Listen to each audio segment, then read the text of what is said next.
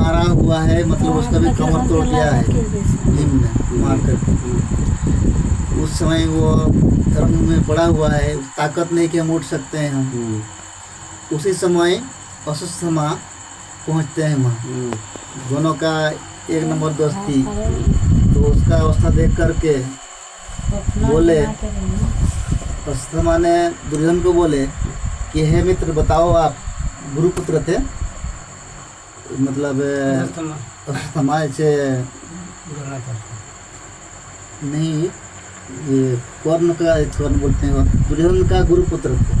हाँ, तो वही बात ही बोल रहे हैं। हाँ।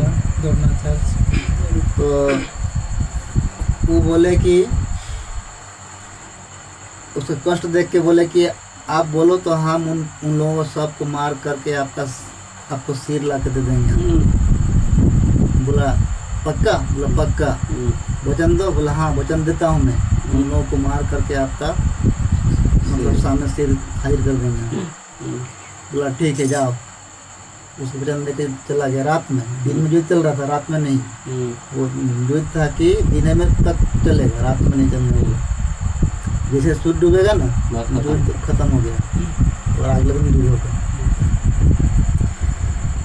उस समय अश्वत्थामा गया तो द्रौपदी से 5 भाई का 5 पुत्र हुआ था, तो सेम वैसा ही था जैसा युधिष्ठिर है, उसका जो बेटा हुआ युधिष्ठिर जैसा हुआ, भीम का जो हुआ भीम जैसा हुआ, मतलब 5 भाई का बेटा एक मतलब 5 भाई जैसा ही हुआ। तो उन लोग सोया हुआ था रात में। हाँ, मतलब जैसे आप तम्बू ठोक के सोता है ना, वैसा वो लोग शिविर था है ना, अपना शरीर में सोया हुआ था। इस समय देखा कि यहीं पर 5 पंडित सोया हुआ है। उस समय सबको उसने अपना बांध के करके मार दिया। मारने के बाद उन लोग का सिर काट करके ले आया और दुर्योधन को बोला कि लो मैं 5 भाई का सिर ला के दे रहा हूँ। बोला ठीक है, 5 भाई की जरूरत नहीं है, हमको भीम का ला के दो, भीम वाला सिर हमको दो। तो जैसे ही दिया तो उसको नरम लगा छूने में, तो बोला आप तो बहुत सत्यानाश कर दिए। बोला ये तो भीम का नहीं है, अगर भीम का होता तो वो टाइट लगता, उसके सिर में हम कितनों कदम मार रहे थे लेकिन टन टन आवाज कर रहा था, और ये तो सब नरम लग रहा है। नहीं, ये तो आप कुल का पुनर्नाश कर दिए, आप बहुत गड़बड़ कर दिए।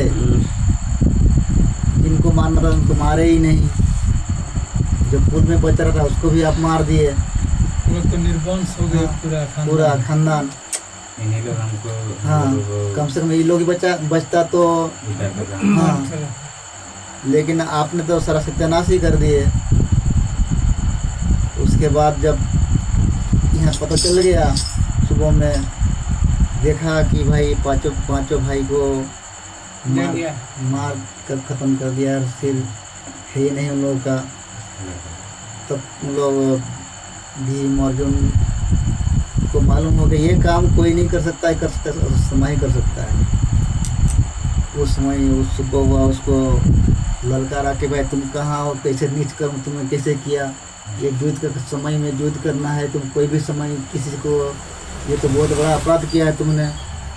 तो वो भी मतलब बच्चा लोग हाँ, मतलब वो भी कोई मतलब छोटा मोटा वीर नहीं था, वो भी बहुत बड़ा वीर था। उसके पास एक मणि था, से उस मणि में उसको हाँ मस्तक में मणि था, तो उसमें उसको कोई उसको मार नहीं सकता था, और उसको भूख प्यास का कोई चिंता, खाना खाए नहीं खाए तो बराबर समर्थ था वो, उसका इतना पावर था।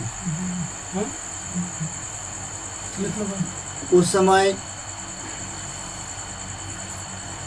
अर्जुन बोला कि जैसे यहाँ पर तो पूरा हंगामा हो गया, पार्वती आई बोली कि हमारा पुत्र को तो मार दिया, पूरा पछताने लगा। उसके बाद बोला कि हमारे सामने ले आओ जो मेरा बेटा को मारने वाला है, उसको लेके आओ। उस टाइम